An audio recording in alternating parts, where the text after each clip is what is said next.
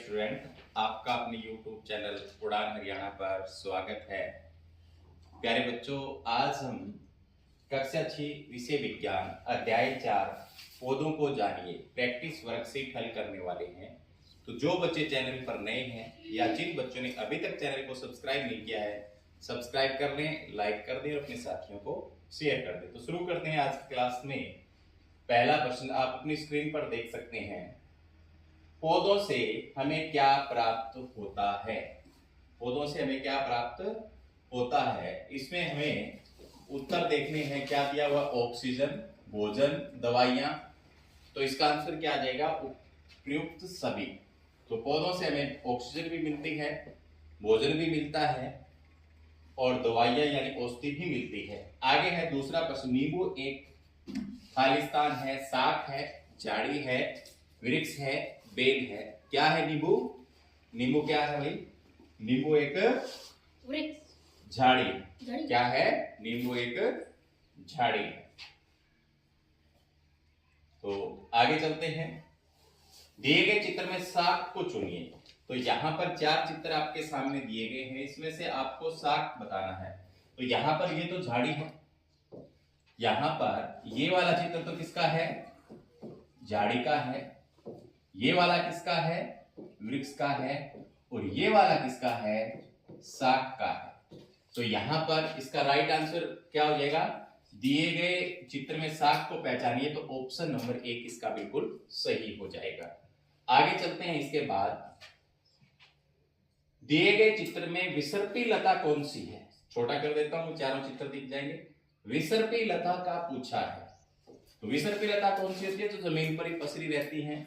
तो यहां पर आप देख सकते हो पहला ही चित्र है जिसके अंदर ये जो बेल है वो जमीन पर पसरी हुई है। तो पहला ऑप्शन इसका बिल्कुल सही हो जाएगा। आगे चलते हैं। नेक्स्ट 5वां है। तना खालिस्तान का संवहन करता है। तना, आपने तने के बारे में पढ़ा और तने के कार्य पढ़े आपने। तना क्या करता है? जल और खनिज का परिवहन करता है। तो यहां पर इस खालिस्तान में क्या आ जाएगा? जल। ऑप्शन नंबर 1 इसका बिल्कुल सही हो जाएगा। ठीक है। आगे प्रश्न नंबर 6 है। प्रकाश संश्लेषण में निम्न में से क्या क्या बनता है? तो प्यारे बच्चों, प्रकाश संश्लेषण में भोजन भी बनता है, सही है। ऑक्सीजन भी बनता है, सही है। तो क्या हो जाएगा? क और ख दोनों। जड़ें पौधों के लिए क्यों आवश्यक है? तो मिट्टी में स्थिरता के लिए, बिल्कुल सही बात है। मिट्टी में स्थिर रखने के लिए जड़ें चाहिए। लवण के अवशोषण के लिए, बिल्कुल सही बात है। जल के अवशोषण के लिए, बिल्कुल सही। तो यहां पर क्या हो जाएगा? ऑप्शन नंबर 4 इसका बिल्कुल सही होगा। आगे चलते हैं।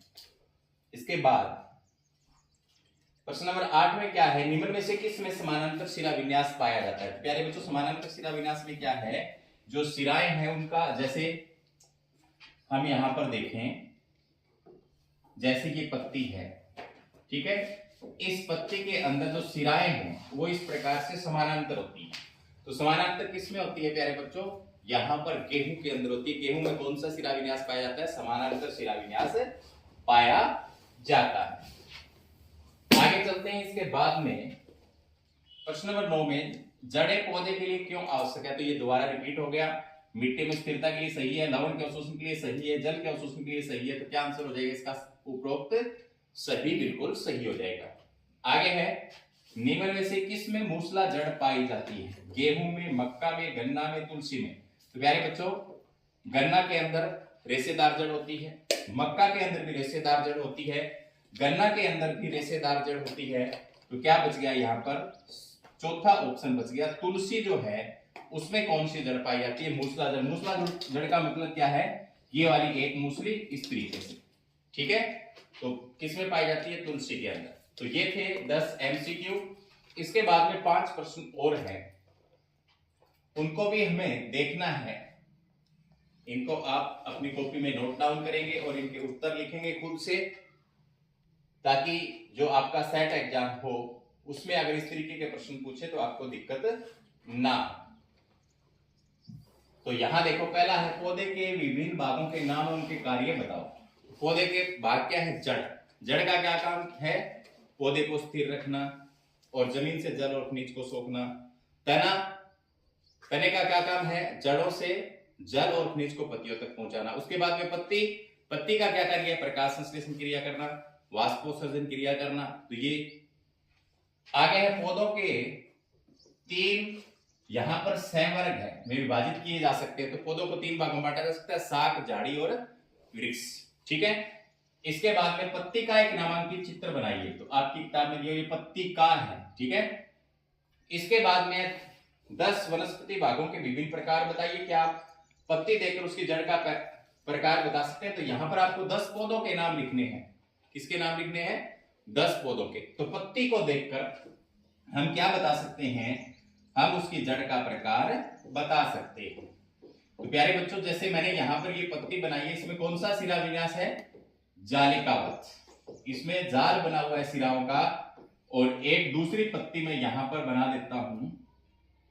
इस पत्ती के अंदर कौन सा सिरा विन्यास है? समानांतर सिरा विन्यास है। कौन सा है? समानांतर सिरा विन्यास। तो अगर हम किसी वृक्ष की पत्ती तोड़ लें और पत्ती तोड़ के बताना चाहें तो बिल्कुल हमें पता चल जाता है। अगर इस तरह की पत्ती पाई जाती है तो उसमें जड़ होती है मूसला जड़। कौन सी जड़ होती है? मूसला जड़। पौधे को उखाड़ने की जरूरत नहीं है, पत्ती देख लो, जड़ बता दो। इसमें कौन सी जड़ होती है? इसमें इस तरीके की रेशेदार जड़ होती है। कौन सी जड़ होती है? रेशेदार जड़। तो पत्ती और जड़ में क्या संबंध है? जिस पौधे की पत्ती में जालिकावत सिरा विन्यास, मूसला जड़। जिस पौधे की पत्ती में समानांतर सिरा विन्यास, जड़, रेशेदार जड़। तो पत्तियों को देखकर हम आसानी से बता सकते हैं। इसके बाद में 5वां है, ये क्या लिखा हुआ है? धनवन के नामादित चित्र बनाए, रंग भरे। समझ नहीं आया कुछ? तो यहां पर पुष्प के भाग, पुष्प के सर के भाग, ये पुंकेसर आना चाहिए था। पुंकेसर के भाग, स्त्री के पौधों के। तो ये यहां पर मेरे ख्याल से जो है वो है पुष्प का नामांकित चित्र बनाइए। फूल का नामांकित चित्र आपको बनाना है और उसके पुंकेसर जो नर भाग होते हैं उसके सभी भाग लिखने हैं और स्त्री कैंसर के सभी भाग लिखने हैं और पौधे के विभिन्न भाग लिखने हैं। तो आज की क्लास में इतना ही। उम्मीद करता हूं कि आपको समझ में आया होगा। मिलते हैं नेक्स्ट क्लास में, तब तक के लिए बाय बाय, धन्यवाद।